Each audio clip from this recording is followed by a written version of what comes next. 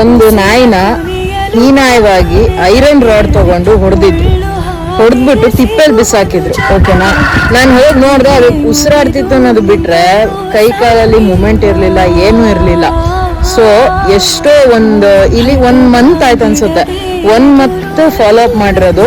And treatment ಕೊಟ್ಟಿದ್ದು ನಾನೇ ಇರ್ಬೋದು, ಬಟ್ ಊಟ ಹಾಕಿ ನೋಡ್ಕೊಂಡಿದ್ದು ಮಾತ್ರ ಇಲ್ಲೊಬ್ರು ಅಣ್ಣ ಇದ್ದಾರೆ, ಅವ್ರನ್ನ ತೋರಿಸ್ತೀನಿ ಅವರು. ಸೊ ಇವಾಗ ಆ ನಾಯಿ ಬದುಕಿದೆಯಾ ಸತ್ತಿದೆಯಾ ಅಂತ ತೋರಿಸ್ತೀನಿ. ಆರಾಮಾಗಿ ಇವತ್ತು ಓಡಾಡ್ಕೊಂಡಿದೆ ನೋಡಿ, ಇದೇ ನಾಯಿ. ಬನ್ನಿ ಅಣ್ಣ. ನಾನು ಬರೀ ಟ್ರೀಟ್ಮೆಂಟ್ ಮಾಡಿ ಹೋಗ್ತಿದ್ದೆ ಅಷ್ಟೇ, ಬಟ್ ಊಟ ಹಾಕೊಂಡು ಅದನ್ನ ನೋಡ್ಕೊಂಡಿರೋದಂದ್ರೆ ಇವರೇ. Thank you so much. ಇವತ್ತು ಆ ನಾಯಿ ಆರಾಮಾಗಿ ಕ್ಯೂರ್ ಆಗಿ ಓಡಾಡ್ಕೊಂಡಿರೋದಕ್ಕೆ ಇವರೇ ಕಾರಣ.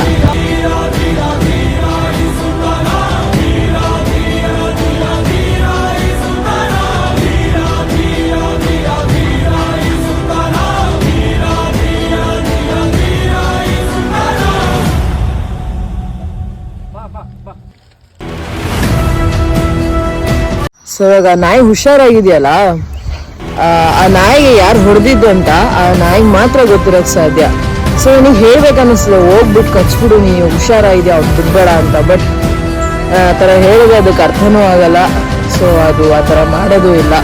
ಸೊ ಕರ್ಮ ಬಿಡಲ್ಲ ಅಂತ ಸುಮ್ಮನೆ ಇರಬೇಕು. ಈ ಇನ್ಸಿಡೆಂಟಿಂದ ಏನು ತಿಳ್ಕೊಬೇಕು ಗೊತ್ತಾ, ಆ ನಾಯಿದು ವಿಲ್ ಪವರು.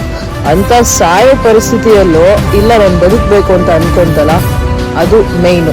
ನಾವು ಹೊರಗಡೆಯಿಂದ ಏನೇ ಟ್ರೀಟ್ಮೆಂಟ್ ಕೊಡಲಿ, sometimes will powers matters. And ಇನ್ನೊಂದೇನಪ್ಪ ಅಂದರೆ everything cures, but it takes lot of time ಅಷ್ಟೇ.